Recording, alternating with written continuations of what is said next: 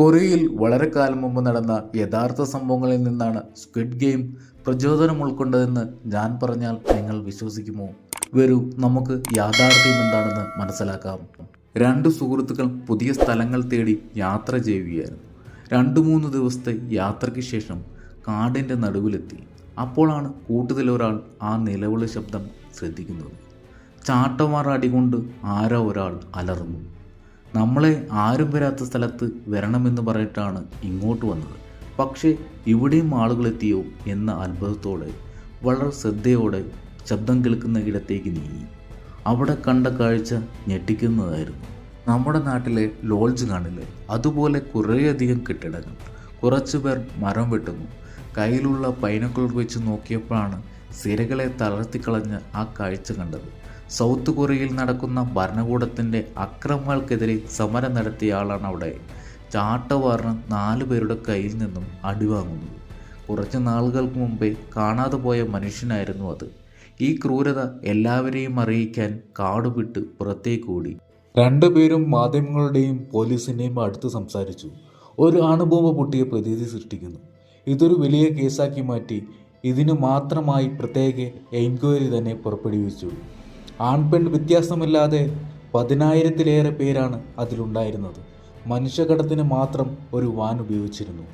ഗ്രാമങ്ങളുടെ ഇടവഴിയിൽ അലയുന്ന മനുഷ്യരെ കാണാതായി. ആ സമയത്ത് സൗത്ത് കൊറിയയുടെ തലവനായി പാർക്ക് ഇൻ ജിയോൻ ആയിരുന്നു. ഇവരൊക്കെ എന്താണിങ്ങനെ? അടുത്ത വർഷം ഒളിമ്പിക്സ് നടക്കാൻ പോവുകയാണ്. വലിയ വലിയ കെട്ടിടം പണിതു, പക്ഷേ റോഡിൽ അലയുന്നവർ അവിടെ തന്നെ നിൽക്കുന്നു. ആ സമയത്ത് യുദ്ധത്തിൻ്റെ കോലാഹലങ്ങളിൽപ്പെട്ട് ആരോരുമില്ലാത്ത ഒരു ജനറേഷൻ തന്നെ രൂപപ്പെട്ടിരിക്കുന്നു. സിയോൺ, ബോഷൻ എന്നിവിടങ്ങളിൽ മാളിൻ്റെയും ഷോപ്പുകളുടെയും മുന്നിൽ അലയുന്ന മനുഷ്യർ. പാലത്തിൻ്റെ അടിയിലും തെരുവോരങ്ങളിലും റോട്ടിലുമായിരുന്നു അവരുടെ ജീവിതം. ഇവരെ ഒഴിപ്പിക്കാനാണ് സ്ക്വിഡ് ഗെയിം ദ്വീപിലെ പോലെ ബൂസാൻ ദ്വീപിൽ ബ്രദേഴ്സ് ഹോം എന്ന ഒരു തടങ്കൽ പാളയം പൊങ്ങി വന്നത്. 1970-കളിലും 80-കളിലും നമ്മൾ സംസാരിക്കുന്ന കൊറിയയാണത്.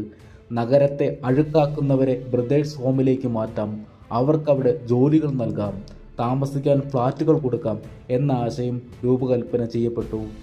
പക്ഷേ പിന്നീട് ആരും നിരീക്ഷിക്കുക പോയിട്ട് ബ്രദേഴ്സ് ഹോമിനെ പറ്റിയുള്ള അപ്ഡേറ്റിനെ കുറിച്ച് പോലും അന്വേഷിക്കുകയോ ചെയ്തില്ല. ഇതിൻ്റെ ഡെഫിനേഷൻ: ഒന്നാമത്, യുദ്ധകാലത്തിൽ പിറന്ന അനാഥരായ കുട്ടികൾ. രണ്ടാമത്, യുദ്ധത്തിൽ പങ്കെടുത്ത് കൈയും കാലും അറ്റുപോയവർ. മൂന്നാമത്, ഭരണകൂടത്തിനെതിരെ സംസാരിക്കുന്നവരും പോരാട്ടം നയിക്കുന്നവരും. അനാഥരായ കുട്ടികൾ എന്ന് പറയുന്നത് യുദ്ധം ചെയ്ത് മരണപ്പെട്ടവരുടെ മക്കളാണ്. ഒളിമ്പിക്സ് ഉണ്ടായിരുന്നില്ല. അരാജകത്തിൻ്റെ ഒരു കാലഘട്ടമായിരുന്നു അത്. 1-2 ദിവസമല്ല, വർഷക്കണക്കിനാണ് പീഡനത്തിന് ഇരയാക്കിയത്. ഉദാഹരണമായി, യഥാർത്ഥത്തിൽ അവിടെ അകപ്പെട്ട ഒരു പയ്യൻ്റെ കഥ തന്നെ പറയാം. ഒരു 7 വയസ്സുകാരൻ പയ്യൻ. അച്ഛനും അമ്മയും പുറത്തുപോയ തക്കത്തിന് റോട്ടിലിറങ്ങി കളിച്ചുകൊണ്ടിരിക്കുകയായിരുന്നു. റോട്ടിൽ ആരുമില്ലാതെ അലയുന്ന ആളുകളെ ഒരു വാൻ വന്ന് കൊണ്ടുപോകും. ഇതാണ് പതിവ്. റോട്ടിൽ കളിച്ചുകൊണ്ടിരിക്കുന്ന ഇവനെയും മറ്റുള്ള ആളുകളുടെ കൂടെ വാനിൽ കയറ്റി എത്തിച്ച സ്ഥലമാണ് ബ്രദേഴ്സ് ഹോം. അവനും ഒരു നമ്പർ കൊടുത്തു, 333.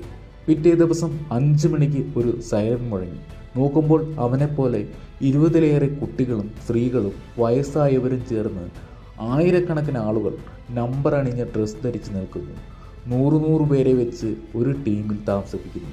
ഇവനെയും ഒരു ടീമിലിട്ടു. പക്ഷേ 7 വയസ്സുകാരൻ അച്ഛനെയും അമ്മയെയും തിരക്കി. പെട്ടെന്നാണ് ചെകിടത്തൊരു അടി കിട്ടി ചുരുണ്ടുകൂടി താഴെ വീണത്.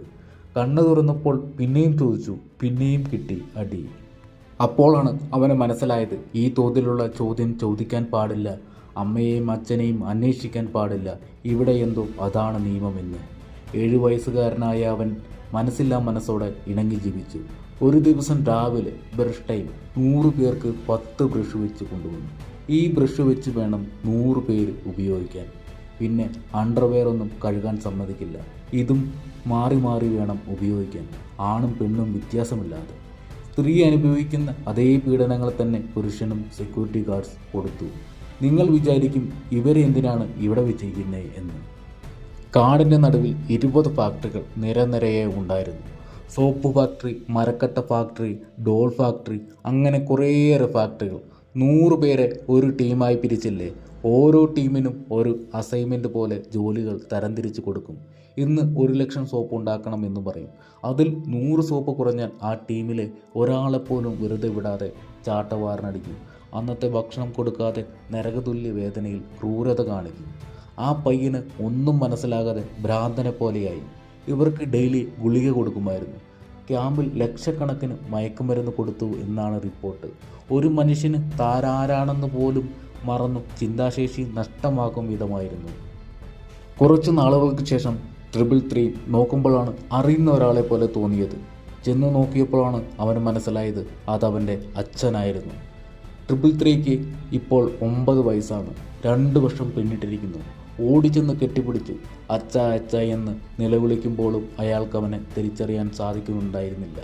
മകനെ നഷ്ടമാക്കിയതിൻ്റെ പേരിൽ ജോലിക്ക് പോവാതെ മയക്കുമരുന്നിനും മദ്യത്തിനും അടിമയായി റോട്ടിൽ കിടന്നു. സിറ്റി ക്ലീൻ ചെയ്യുന്ന ഹോം ബ്രദേഴ്സ് പിടിച്ചു ക്യാമ്പിലേക്ക് കൊണ്ടുവന്നു. ആ പയ്യൻ പുറത്തു വന്നപ്പോൾ പറഞ്ഞ സത്യങ്ങളാണ് ഇതെല്ലാം.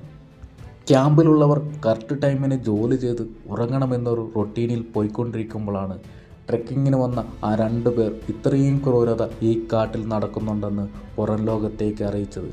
ഇതിൻ്റെയൊക്കെ ഹെഡായിരുന്ന പാക്കിംഗ് കിങ് ഫാക്ടറിയിൽ നിന്നും എക്സ്പോർട്ടായ മരവുരുപ്പടികൾ, സോപ്പ്, ഡോൾസ് ഇതൊക്കെ അയാൾക്ക് തോന്നിയ വിലയ്ക്ക് വിറ്റു. ഈ പണം മൊത്തം സ്വന്തം കീശയിലാണ് വെച്ചത്. ഇൻ്റർനാഷണൽ മാർക്കറ്റിൽ 10 വയസ്സിന് താഴെയുള്ള കുട്ടികളെ വിൽക്കാൻ വെച്ചു. സീരീസിൽ കാണുന്ന പോലെ തന്നെ വലിയ വലിയ പണക്കാർ ഷോയ്ക്ക് വരും. അവിടെ കണ്ട് ഇഷ്ടമായാൽ കോഴിക്കടയിൽ ചിക്കൻ പിടിക്കുന്ന പോലെ എടുത്തുകൊണ്ടുപോകും. കൊണ്ടുപോയവർക്ക് നടന്ന ക്രൂരതകൾ നമുക്ക് ആലോചിക്കാൻ പോലും പറ്റില്ല. ചിലർക്കുള്ള വിഷമം ഭരണകൂടത്തിനെതിരെ ചോദ്യം ചെയ്തതിൻ്റെ ഒറ്റ കാരണത്താൽ തുറങ്കിലടയ്ക്കപ്പെട്ടല്ലോ എന്നാണ്. സ്ത്രീകൾ എങ്ങനെ പീഡിപ്പിക്കപ്പെടുന്നുവോ അതുപോലെ ആണിനും നടന്നു. പോലീസ് ബാധിക്കപ്പെട്ടവരെ വെളിയിൽ കൊണ്ടുവന്ന് കുടുംബത്തോടെ ചേർക്കാൻ നോക്കിയെങ്കിലും അവർക്കൊന്നും കുടുംബങ്ങളില്ലായിരുന്നു. കുറേ പേർ ഡി അഡിക്ഷൻ സെൻ്ററിൽ കിടന്നു. പുറത്തേക്ക് വന്നവരിൽ 2001 കുറച്ച് പേർ മാത്രമാണ് സത്യങ്ങൾ തുറന്നു പറഞ്ഞത്. ഇതാണ് സ്ക്വിഡ് ഗെയിമിൻ്റെ ക്രൂര വിനോദങ്ങളടങ്ങുന്ന യഥാർത്ഥ കഥ.